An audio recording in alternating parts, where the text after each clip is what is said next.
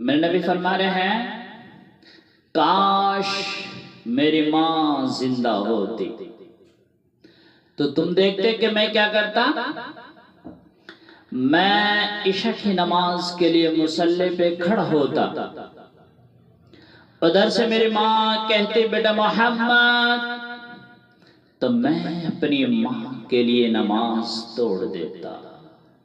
سبحان اللہ، ماں کے لیے نماز توڑ دیتا۔ کیسی قدر و منزلت آپ نے فرمائی۔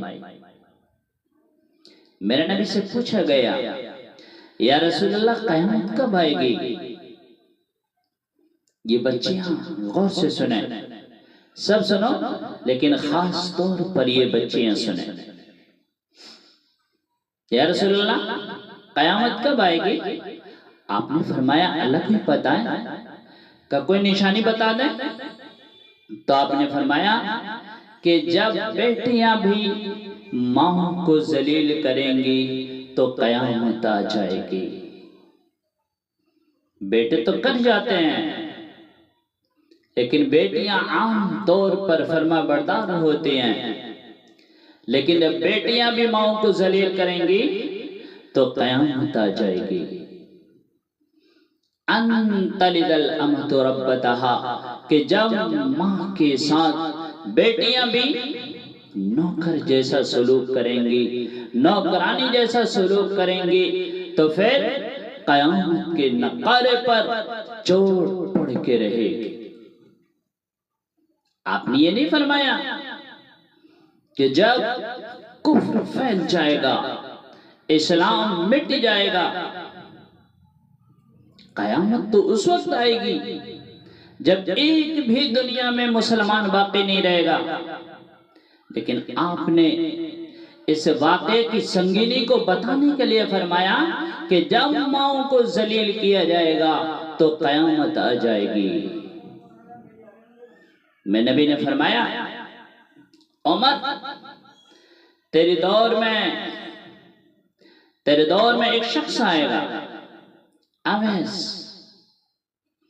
اس کا قبیلہ ہوگا مراد، کاسٹ ہوگی قرد، رنگ ہوگا کالا، قد ہوگی درمیانہ، اس سے دعا کروانا۔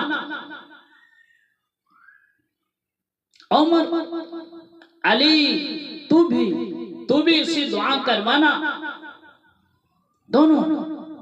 کہ رسول اللہ کیوں؟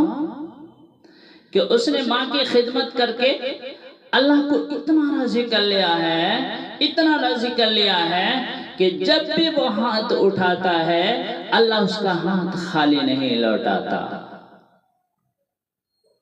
اللہ کی قسم، عمر اور علی کو دعا کی ضرورت نہیں تھی، لیکن اس امت کو پیغام دینا تھا کہ آج مائیں ذلیل ہو رہی ہیں،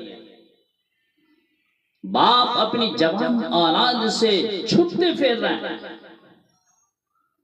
تو میرے نبی نے یہ آخر پیغام دینا تھا۔ نبی ہو کر، رسول ہو کر کیا فرما رہے ہیں؟ کاش میری ماں زندہ ہوتی تو میں اس کے لیے نماز ایسی خدمت کرتا کہ میں اس کے لیے نماز توڑ دیتا۔ ابو حنیفہ جیسی ہستی، آج کروڑوں فالوور ہیں ان کے ماں کہہ رہی ہے کہ نعمان یہ مسئلہ ہے، جاؤ عبد الرحمن سے پوچھ کے آؤ۔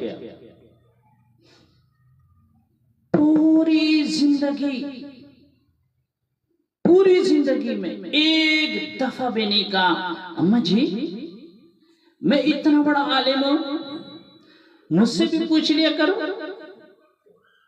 نہیں، ماں کی احترام میں ماں نے کہا ہے فوراً چادر اٹھاتے جا کے دروازے پر دستک دیتے کہ یہ مسئلہ ہے فتویٰ۔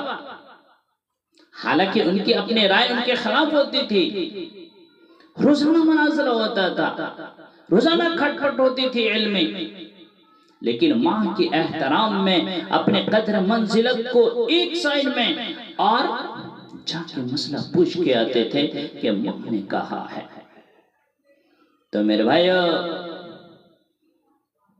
ماں باپ کی قدر کر لو، ماں باپ کی قدر کر لو، ان کی دعا لے لو، ان کی دعا لے لو، آہ نہ لو، آہ نہ لو۔ خوش نصیب ہے وہ جن کے ماں باپ زندہ ہیں اور وہ ان کی خدمت کر رہے ہیں، کی خدمت کر رہے ہیں۔